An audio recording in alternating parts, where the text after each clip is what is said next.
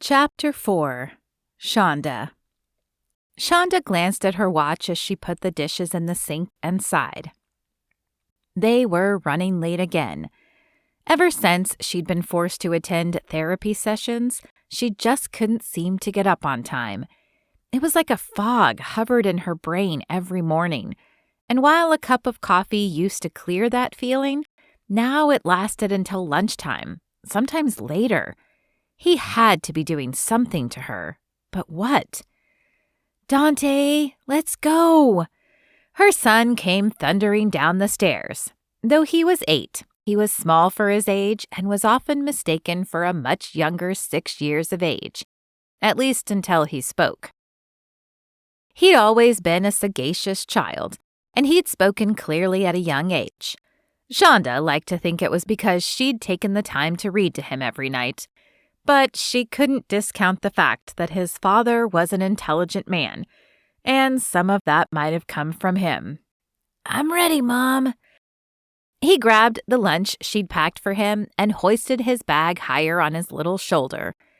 Though only in 2nd grade, his bag always seemed full and looked bigger than he did. She wondered how much worse it would be when he hit middle school or high school. "Okay, let's go." She shoved her phone in her purse and grabbed her keys as she led the way to the front door. As she often did now, she glanced through the peephole before opening it.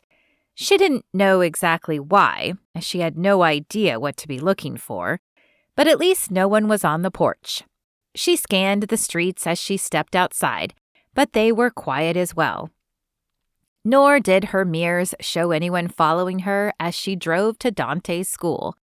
But that did not ease her frayed nerves as she pulled into the drop-off area. She did her best to hide her anxiety from him, but the worry still felt palpable as she said goodbye.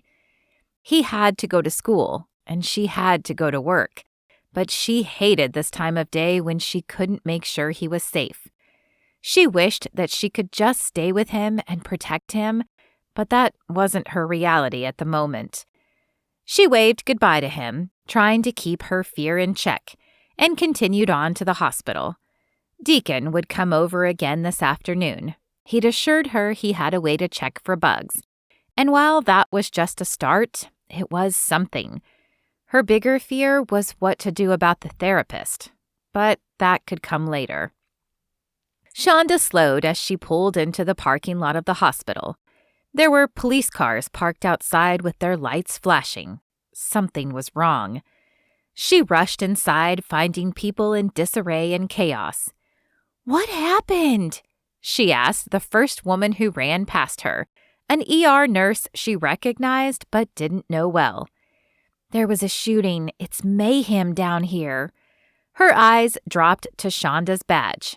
"If you're not needed up there, we could use more hands." Then she hurried away. A shooting? It was unlikely that Dante was involved. After all, she'd just dropped him off at school, and she hadn't heard any gunfire. But it was possible, wasn't it?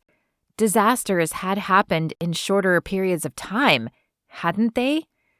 Shonda stumbled to the nearest nurse's station, trying desperately to make sense of the situation. "The shooting, it wasn't a school, was it?" The nurse shook her head.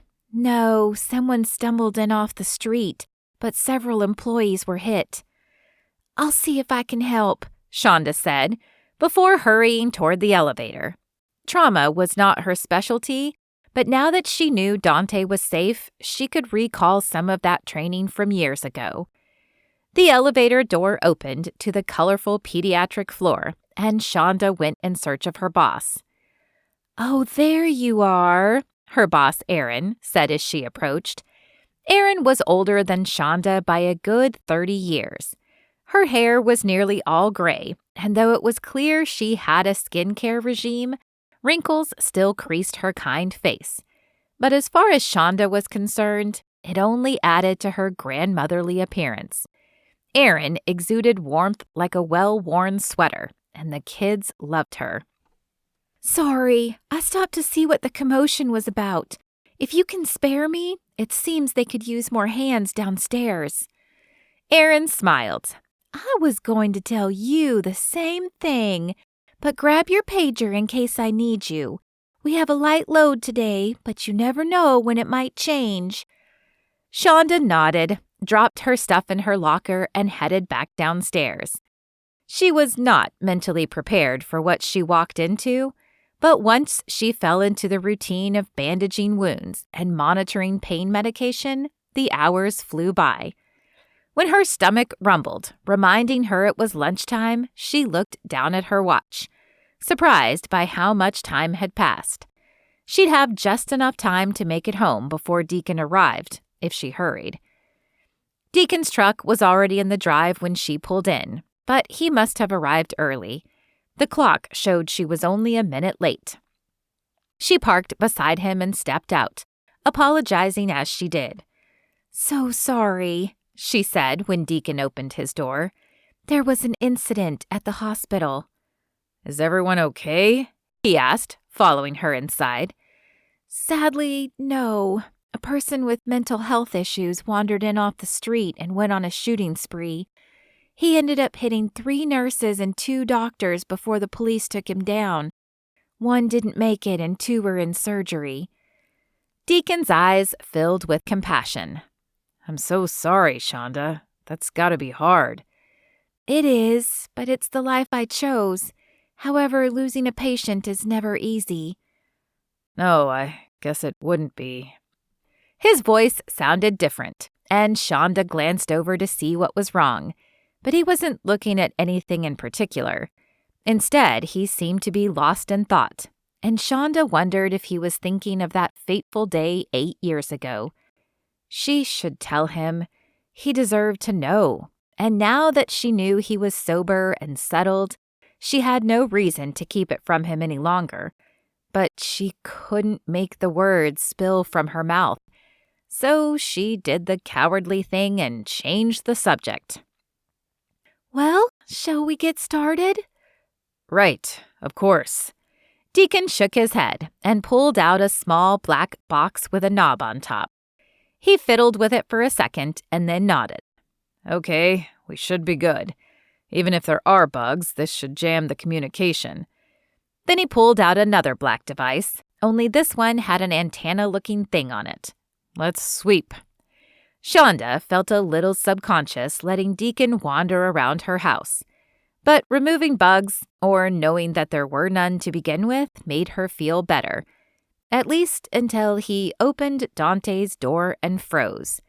She'd meant to prep him, to tell him she had a son, but the right words had just never come. He turned to her, but it was slow, as if the motion itself took energy out of him. "What is this?" "This is my son's room. I'm sorry, I meant to tell you sooner, but..." She shrugged, letting the rest of the sentence remain unfinished.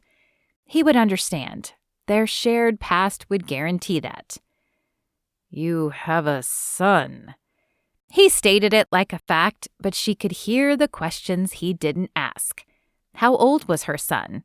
How long did she wait after their breakup to move on to someone new? Why wasn't she ready to have a son with him? "I do. His name is Dante." Here was another opening, but she still couldn't do it. She couldn't force the truthful words out of her mouth. Deacon nodded and then stepped into the room, scanning it with the device like he had every other room. He said nothing more about her son, but Shonda knew he would. She could almost see the processing going on in his mind. After Dante's room, they hit the bathroom and then her bedroom before returning to the living room. "It doesn't appear you have bugs, which is good, but I'd leave the jammer on just in case." Shonda wished that made her feel better, but somehow it didn't. She was glad no one was listening to her, but at least if they'd found bugs, she could prove she wasn't crazy. That was less likely now. "Will the jammer affect our Wi-Fi? I don't use it that much, but Dante does." Deacon shook his head. "No, it won't affect the Wi-Fi. It just creates a white noise for any listening device, so they don't hear anything. You can take it in the car with you as well if you need. I'd say work too, but it might interfere with things at the hospital, so I wouldn't take it there. That's all right. I feel protected at the hospital. It was the one place she felt completely safe, except for when she'd been called into HR. So what now? Deacon ran a hand across the back of his neck and sighed. I think the next step is for me to go with you to the therapist. I don't like that all of this started after you began seeing him. When is your next appointment? Tomorrow at 1 p.m. Okay, I'll meet you here at noon and we'll go together. If something is going on with your therapist, Shonda, are you prepared to stop seeing him, even if it means losing your job? Shonda chewed on her bottom lip. Was she prepared for that? She loved her job, and if she didn't have her job, how would she provide for Dante? Still, she couldn't shake the feeling that things were only going to get worse, and protecting Dante was more important than her job. She would hate to leave, to start over, but if it meant that she and her son were alive, then it would be worth it. Yeah, I don't know what I'd do, but protecting Dante is the most important thing. Deacon nodded and glanced back toward Dante's room. He had questions, and she would have to tell him sooner or later. But she wasn't ready yet. Not just yet.